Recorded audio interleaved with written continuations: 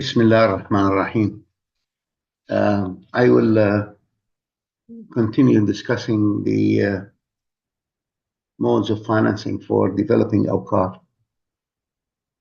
Last time we stopped at Murabaha, and so today I will continue.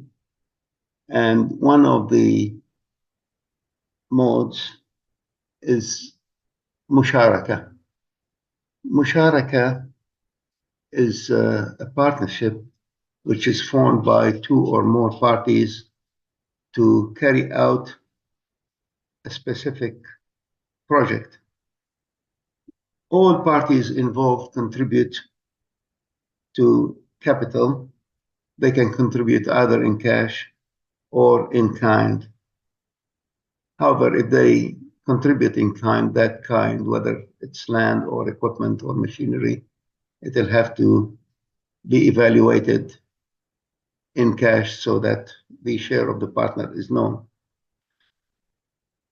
The partners also agree on their respective shares in the profit or in the loss, because some partners may contribute management or they can contribute advice, and therefore they can be rewarded out of the profit, all according to the agreement.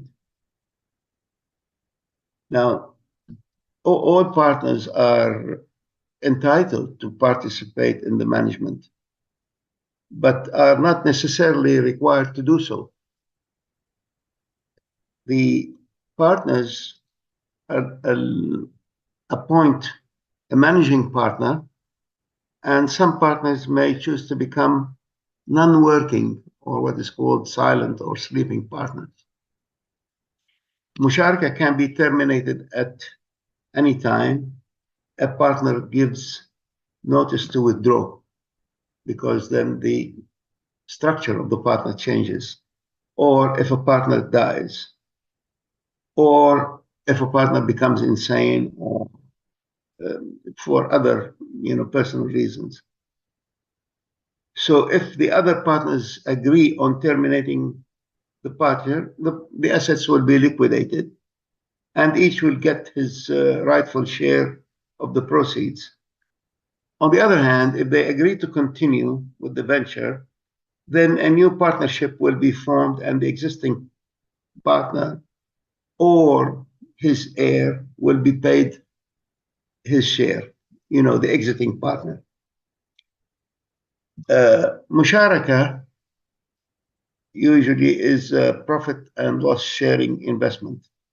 Like Mudaraba, Musharaka is a high risk product. So Awqaf, when they enter into this type of financing, if they go into Musharaka, they must be very certain about the people or the parties they will be entering into this Musharaka with.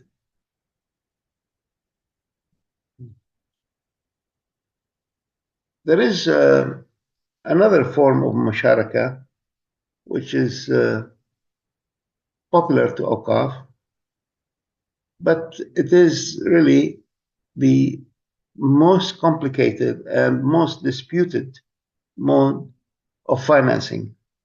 I'll explain this later on in a separate slide. But diminishing Musharaka in its simplest form is a partnership between two parties who contract to develop long-term project. The two parties jointly own the project and share in the profit and loss. The partnership ends by one partner periodically purchases incremental share of the other partner's equity until complete ownership of the project according to a mechanism agreed between them. Diminishing musharaka is most suitable for developing Awqaf properties because it involves no cash outlay on the part of Awqaf. Awqaf contributes the land, while the other partner, usually a developer,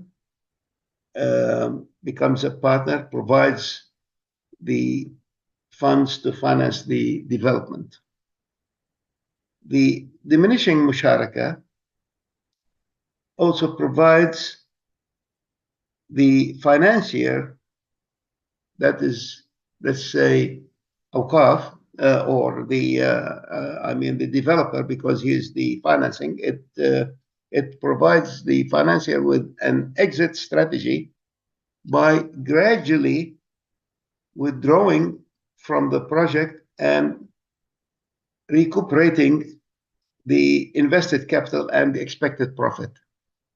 And number three, diminishing musharaka provides Awqaf with an eventual complete ownership of a developed cash-generating project. Prior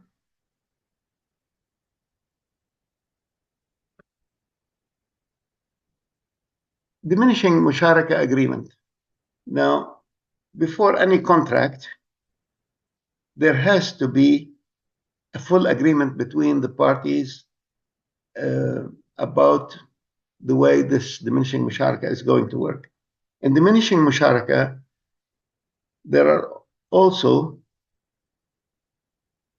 there should be also trust and good intention, because without that, the thing will collapse, as we can discuss that later on.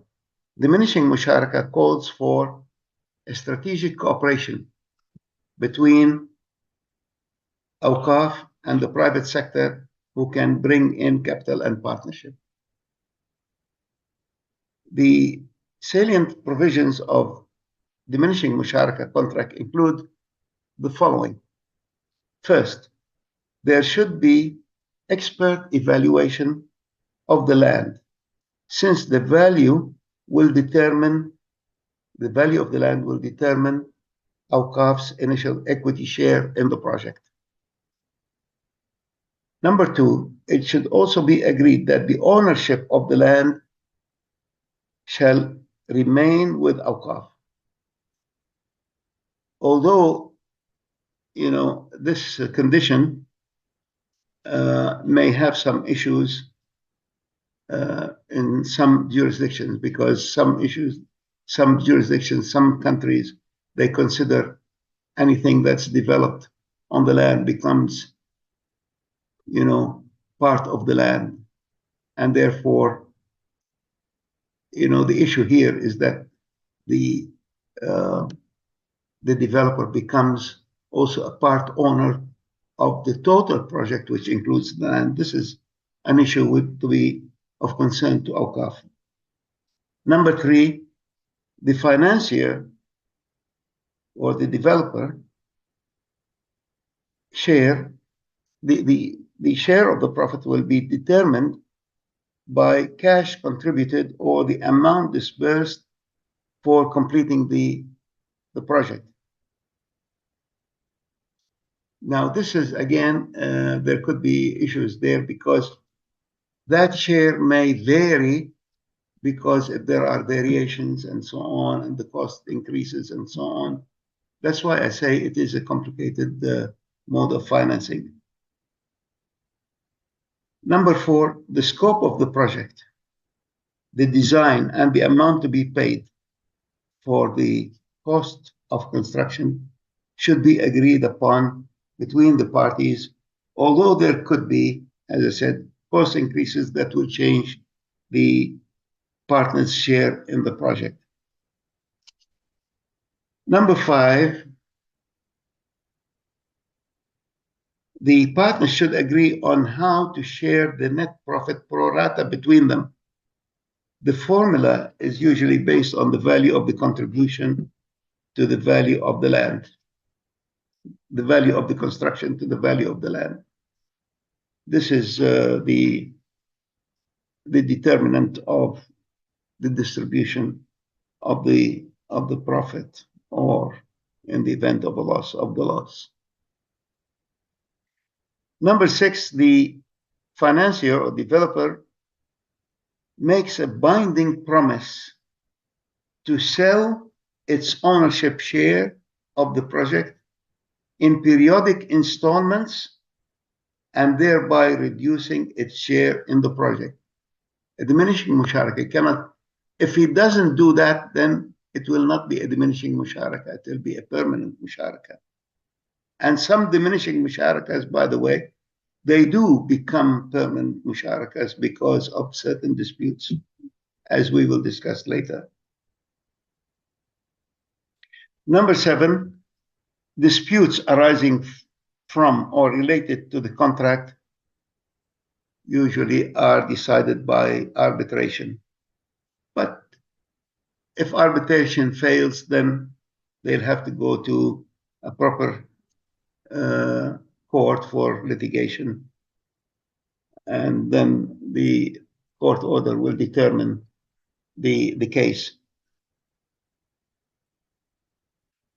On completion of the project, Awqaf share of the profit is usually deposited. You know, when the project is completed and becomes operational and profits started to come, the share of profit of Awqaf will be deposited into an escrow account and is applied in whole or in part to buy a gradual, undefined share in the project, matched by a gradual decrease in the partner's share. That's why it is called diminishing, because the partnership becomes less and less as, you know, one party is exiting, that is the developer, and Awqaf share is becoming bigger until one is zeroed out and the other one, the Awqaf becomes 100% owner of the entire project, land and building.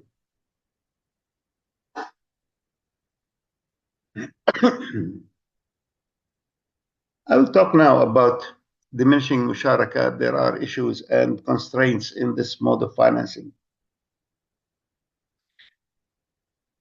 Diminishing musharaka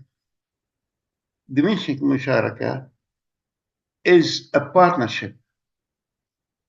And this means that both partners,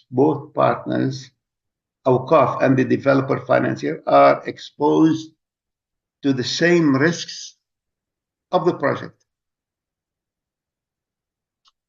There are financial and non-financial risks, but each partner may be impacted differently. For example, construction cost overrun is a common project risk. The risk related to a cost estimation errors, increase in the cost of building material, and other cost factors such as decrease in custom duties or rates and taxes that affect the construction. In determining a musharaka contract, the dispute revolves mainly around the sale provision.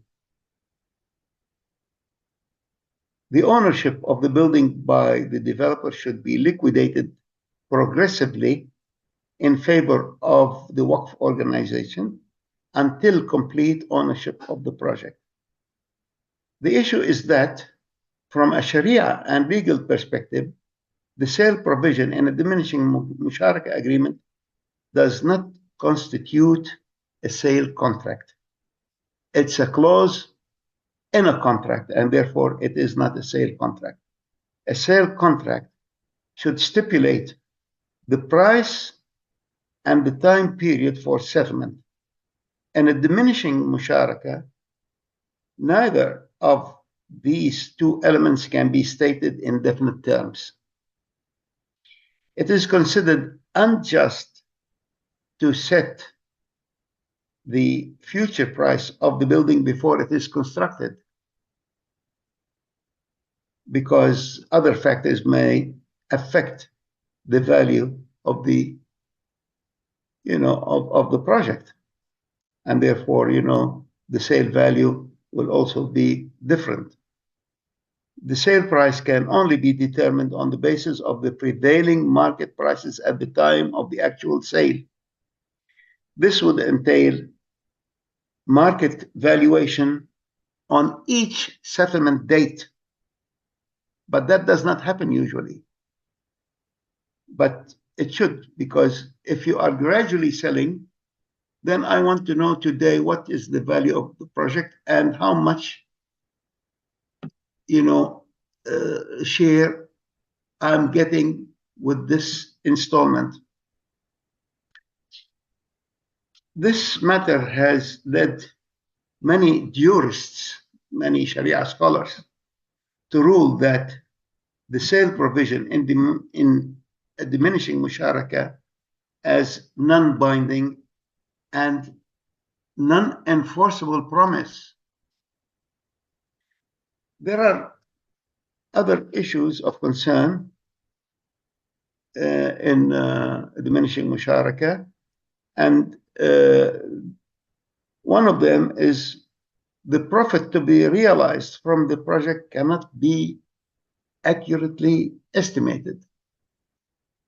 Because you are entering into a project, you don't know what the profit is going to be.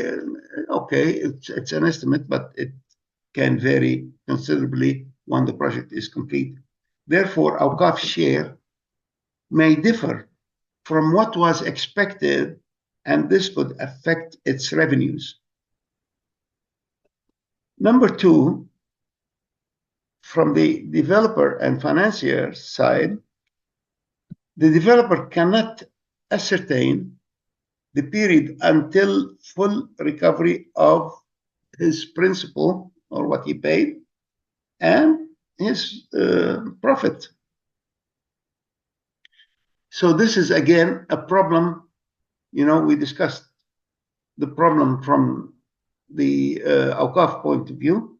Now, from the developer or the financier point, there is also a problem because he does not know really how long it's going to be until full recovery of his cost and whether he will make profit or not at the end of the contract. Any financing mode for which a repayment period is not known, but you don't know, it's a musharaka, you don't know how many years it's going to take to complete the transfer or the settlement. So any project whose repayment is not known is considered flawed from a commercial point of view. There is no justification under Sharia for imposing penalty fees for early or late settlement.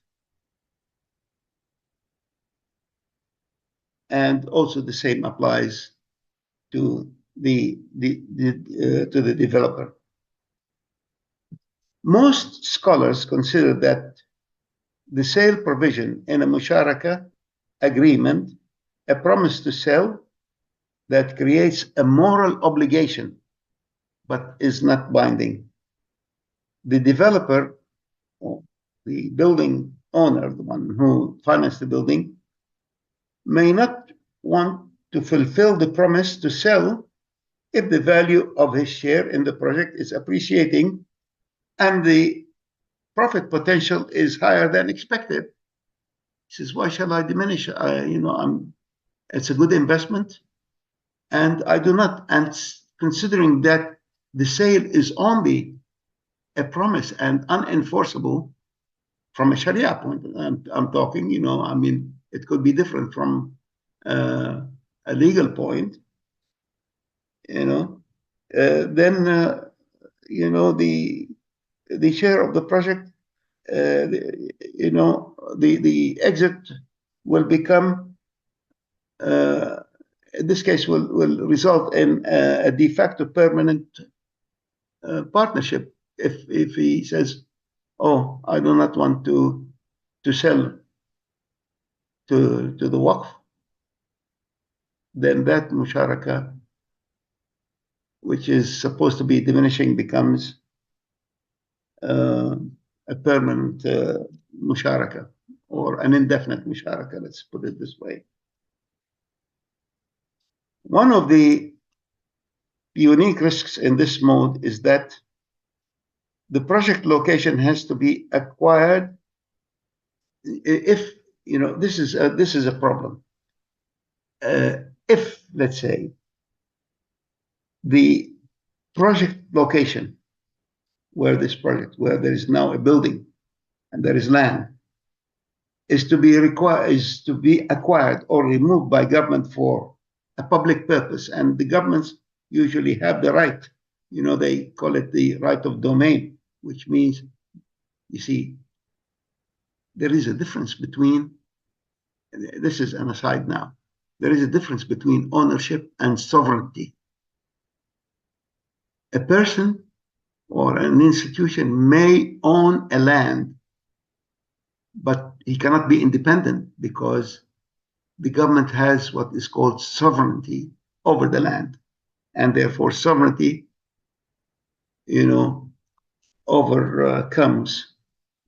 overpowers the ownership. So this is a risk, because if that happens and the land is registered in the name of the Waqf, then the government will compensate the Waqf for, when they are acquiring that land, and the land, according to the contract, is to remain in the name of the Waqf, then the government will compensate whoever is registered as the owner. This means that all the money will come to the Waqf, which may or may not be, adequate, whatever. This is another case. But, in that case, the developer will be forced to exit with much less than what he expected, or more, whatever.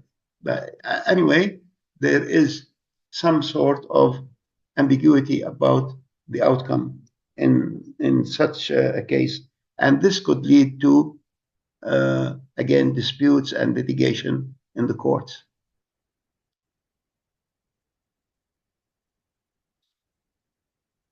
Most real estates consider any building or structure with embedded foundation in the land as land improvement, and therefore the land and the building become one parcel. Therefore, in this case, Awqaf and the developer become partners in both land and the building, and this is tantamount to the developer becoming the part owner of the Waqf property. And again, this is an issue because Awqaf is not to be sold. And now, as if he bought part of that property and he's a partner.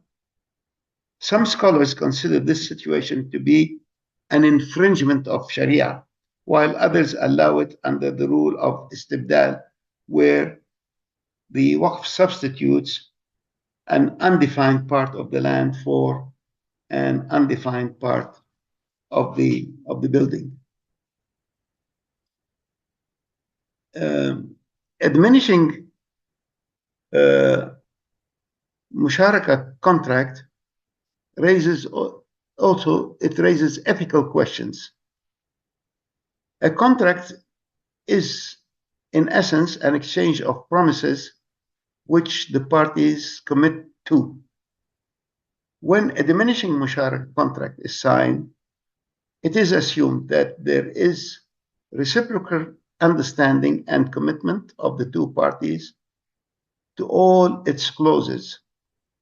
However, while the parties agreed to the same terms on paper, they may have different expectations about how the agreement will benefit them in practice. The attitudes and behaviors of the partners invariably change as the conditions on the ground change. Awqaf and the private sector, again, the developer is a private sector and Awqaf is another sector.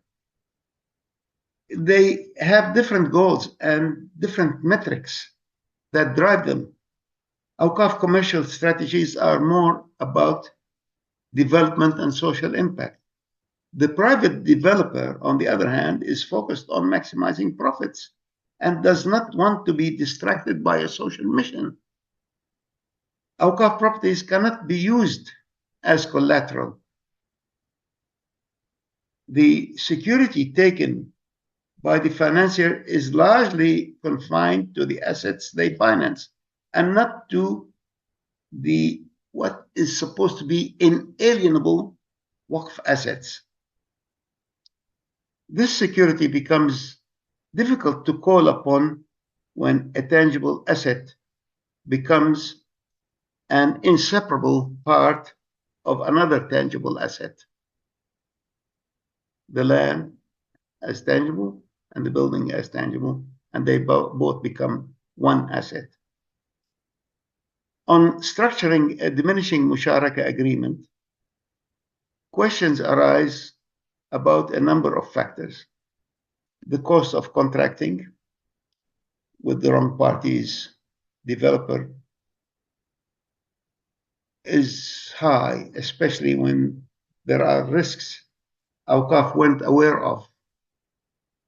And usually, in most construction and even between private sector, without involving anyone, when you are entering, if you want to build a house, you know how to start, but you don't know what the final cost is going to be, or even what the shape of the house will be, although you may have it all on the drawing, because there could be variations, there could be other circumstances that will drive the cost or will modify the structure that you entered into. And these things are also real in the case of diminishing musharaka with Awqaf.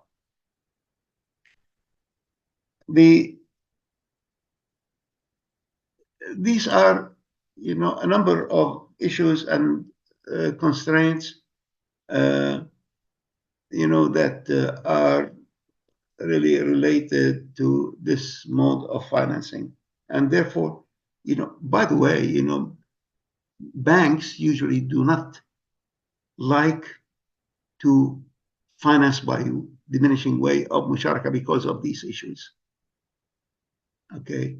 Now, private developers, sometimes they are attracted to this because of certain profit and so on, and also they want to be involved with Awqaf because, again, when a private sector is partner with Awqaf, this gives him some sort of let's say a promotion that we are discharging our our legal, our obligation, our social impact. There is a way where they can use this in a positive manner. It's a form of promotion also. Now, we'll come to operational financing. What we discussed before about, all the previous modes of financing, we talked about, acquisition of equipment, of buildings, construction, istisna, whatever. But there are also reasons you need to finance operations. Okay, operational financing is money that is required for non-capital expenditure. Operational financing is money needed for operating and for overhead expenses and cost coverage and so on. Examples of operating expenses are repairs and maintenance on revenue-producing assets. You may need spare parts, labor costs, general overhead expenses that are required for day-to-day running of the organization, such as you may need office supplies, IT accessories, rent increases, utilities, etc., etc. The mode of financing, operational financing for Awqaf include murabaha. There is also benefit loans or qard hasan or soft loans, grants, donations. Awqaf can access donors, to fund its operational financing. There is also technical assistance that may come. There are financial gifts, in-kind contribution. Volunteers, may also contribute in the work. And there are also some self-financing options. In other words, Awqaf may, from its own resources, can spend money instead of distributing it to, let's say, to beneficiaries for 1 or 2 months. They may use the money, for to cover these costs, so that to ensure their continuity. Operational financing usually has lower cost and shorter term. If Awqaf is borrowing, usually these, to cover these costs, then usually any borrowing is short term. It does not increase the capital value of the asset, but maintains and preserves the Waqf asset and enhances its productive or revenue generating capacity.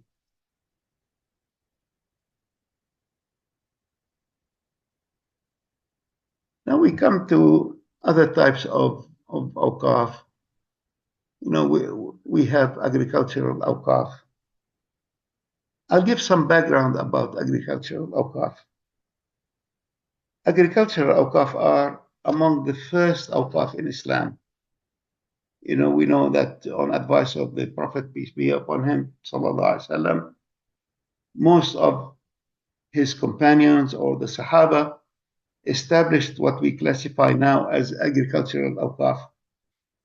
The second Khalifa, Umar ibn al-Khattab radiallahu anhu, endowed a palm orchard in Khaybar, and the Sahabi Abu Talha al-Ansari also endowed one of his fruit orchards in Medina, which is called Al-Bayruha. This is very famous, and it's often reported or mentioned in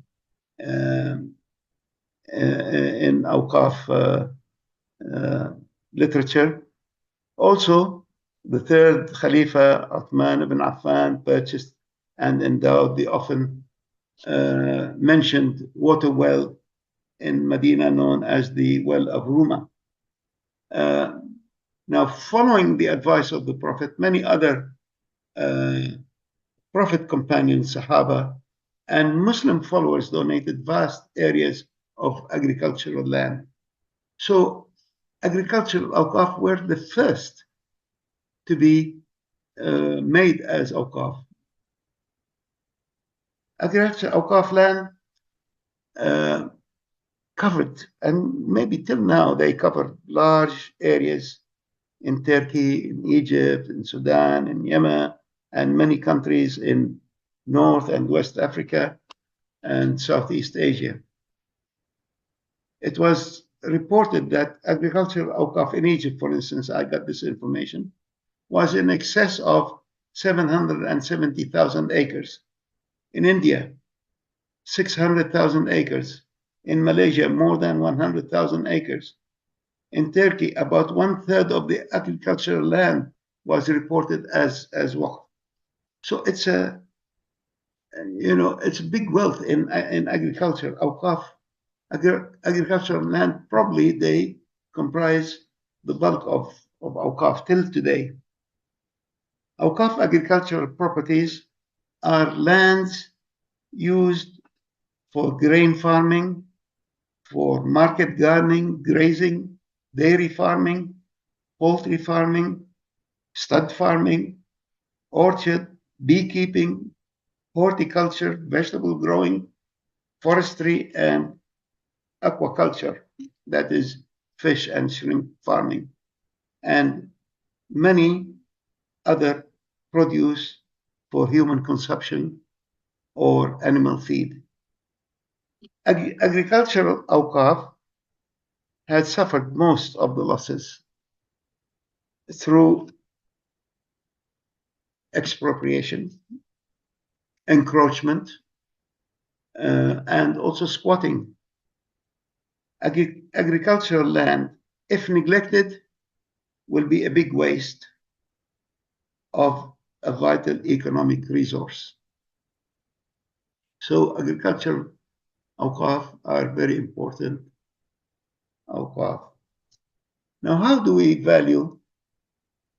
find the value of agricultural Awqaf?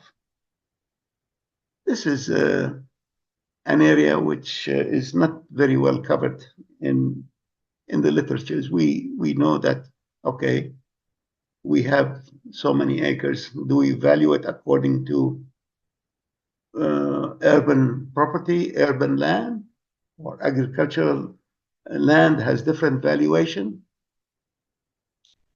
So the Awqaf agricultural assets are the most extensive. Many Islamic countries report thousands of agricultural acreage, but there is hardly any mention of their market value. They tell you we have this, we have that, but what is the value? You hardly you'll find any mention of what agricultural land value is. They are reported in terms of size, in terms of what they produce. We get so many tons of wheat or so many of this or that or cotton or whatever.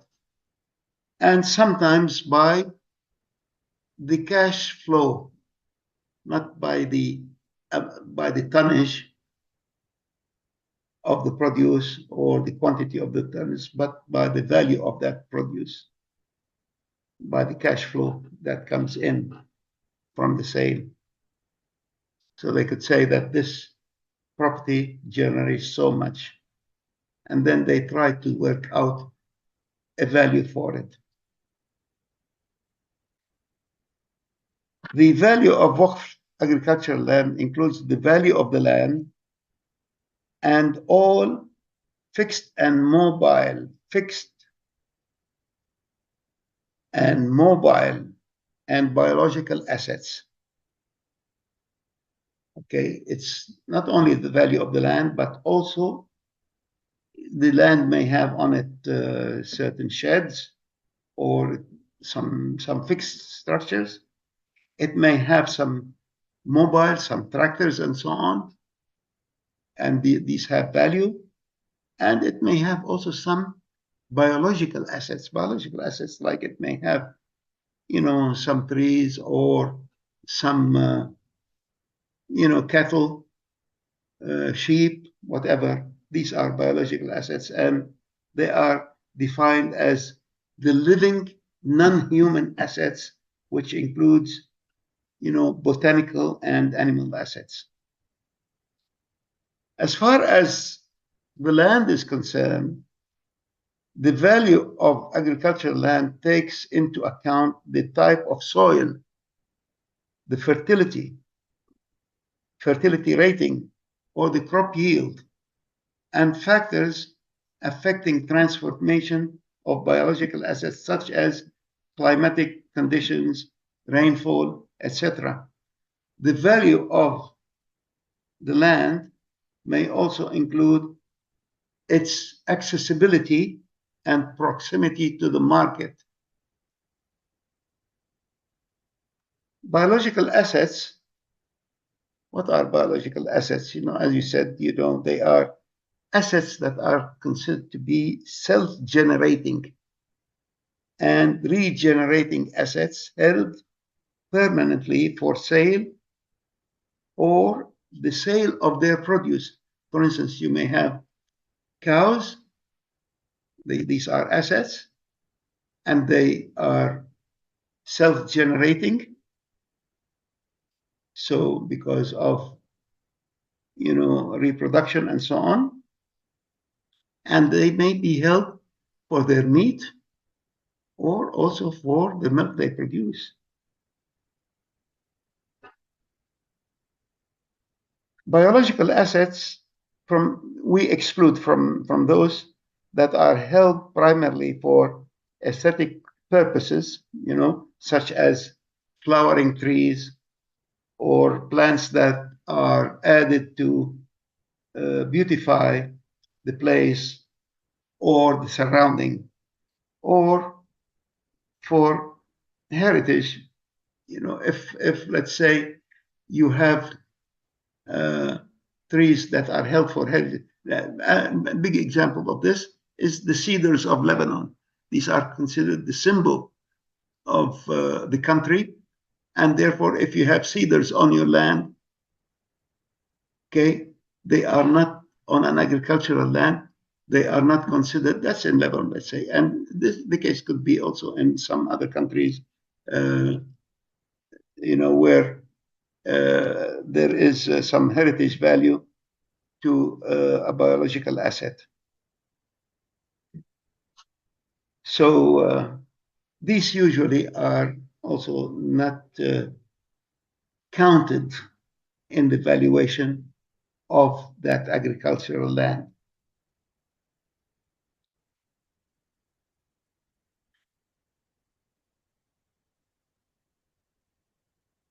Also, you may have dogs that are on the property for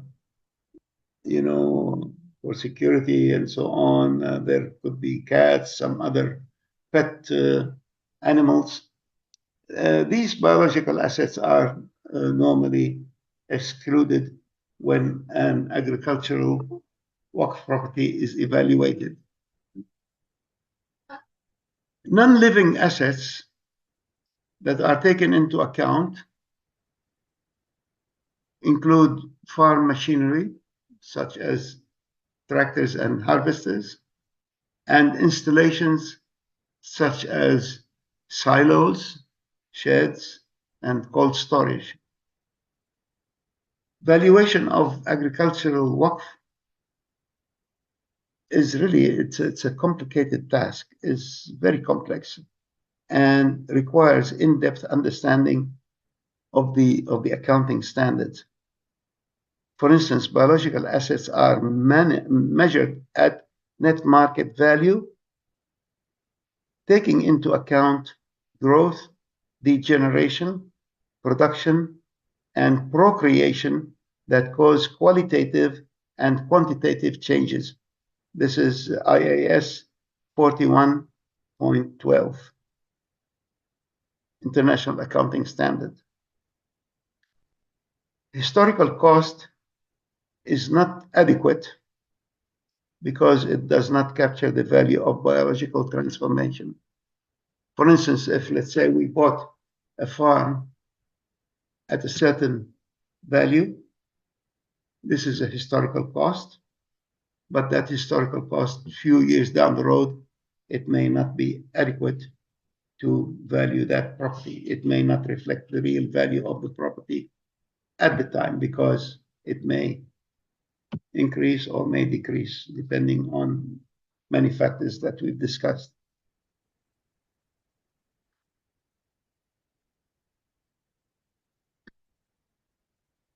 There may not be a separate market value for a biological asset that are typically attached to the land. Example, trees in a plantation. For example, an apple tree has no value if it is not attached to the land. If you separate that tree, pull it out, it has no more value. So long as these are attached to the land, they may have value.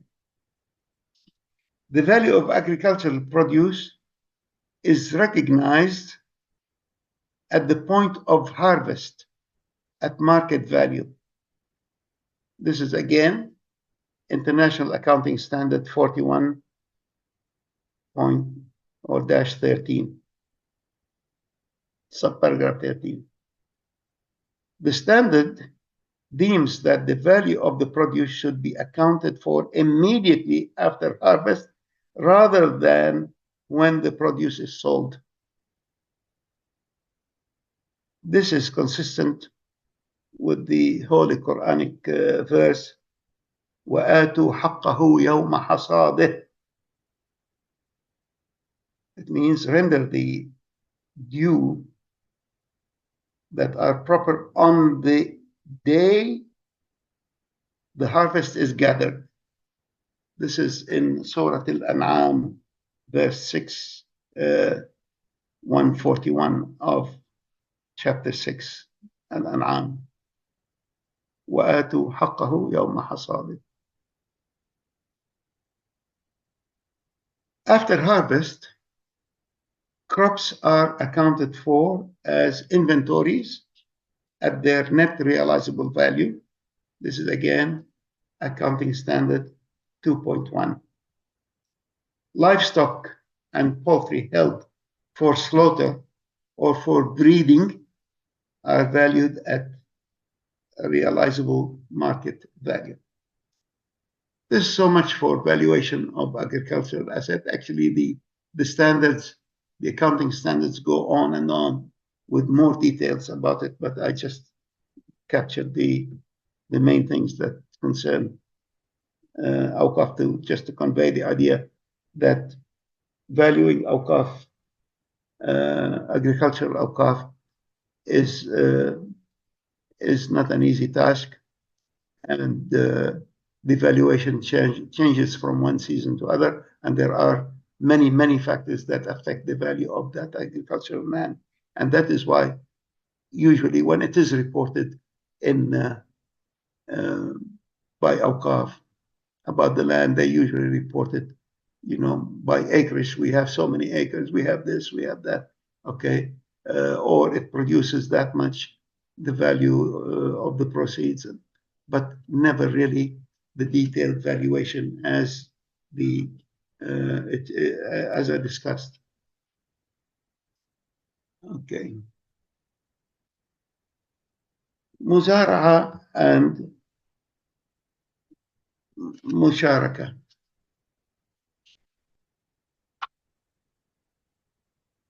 Now, let me see.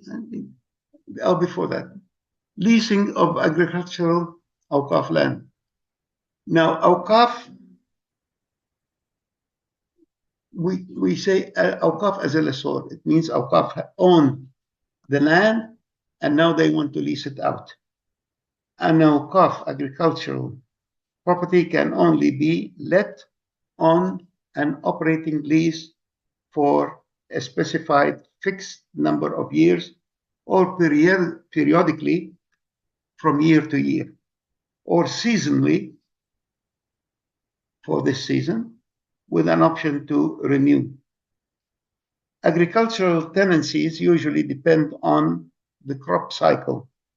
For example, the cycle for vegetables is only a few months, whereas for others such as fruit trees can be for 1 or more years. So they can lease the land for a number of years.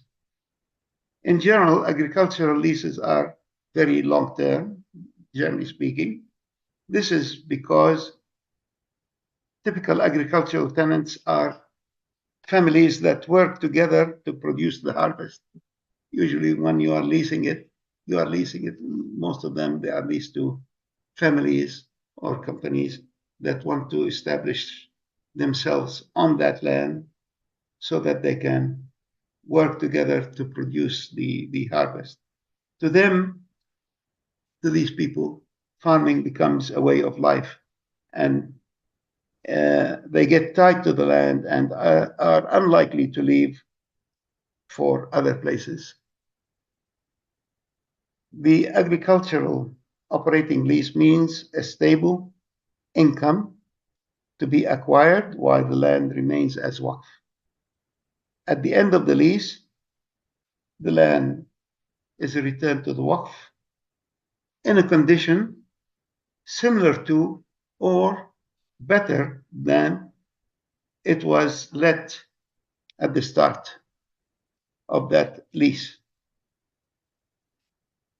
The most common form of lease in agriculture is land lease. This type of lease appears to be subject to less stringent accounting requirements. The fair rental value for agricultural land is commonly based on a percentage falling between 5 and 9% of the land value, depending on the factors mentioned previously, which are the type of soil, the fertility, the rainfall, the crop type, the built-up structures such as silo sheds, barns, storage facilities, and so on. Orchard and crop-yielding agricultural land can also be leased for one or more seasons on the basis of share farming agreement, where the Waqf receives portion of the harvest. Instead of receiving money, they receive portion of the harvest. It is also good practice to agree on the type of crop to be grown to the market to make sure that the lessee does not make any alteration or changes the use without the explicit consent of Awqaf. For example, Awqaf can make certain exclusions.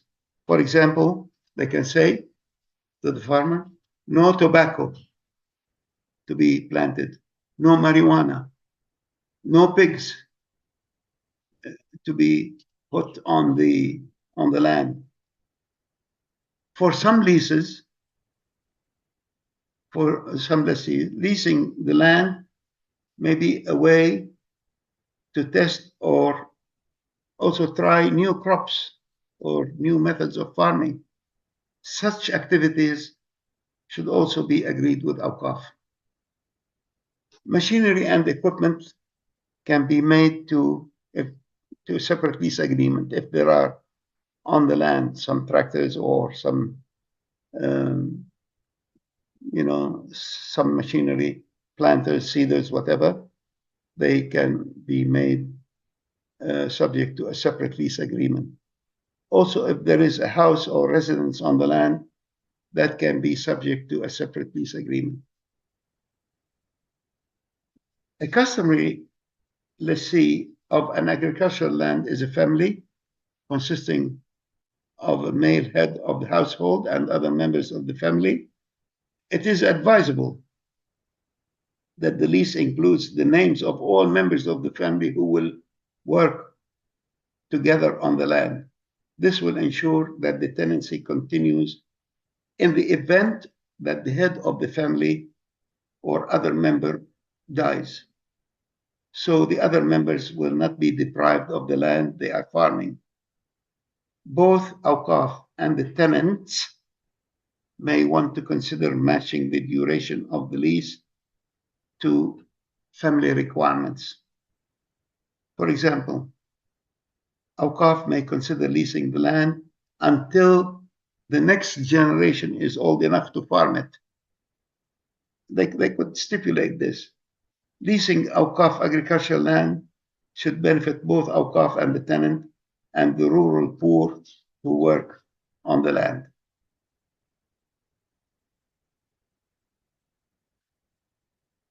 Other forms of using agricultural Awqaf is what is called muzara'a and musaka.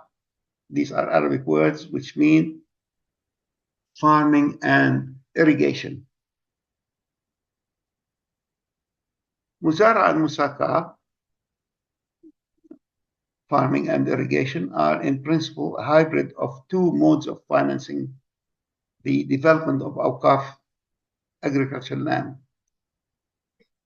They are ijara and musharaka. When Awqaf has a waqf, agricultural waqf, and leases it by way of muzara and musaka, usually there is a new form of mode of financing which combines both ijara and musharaka. This is because both muzara and musaka, or the irrigation, farming and irrigation, are based on sharecropping. Sharecropping entails renting agricultural land from Awqaf or landowner in return for a share of the crop.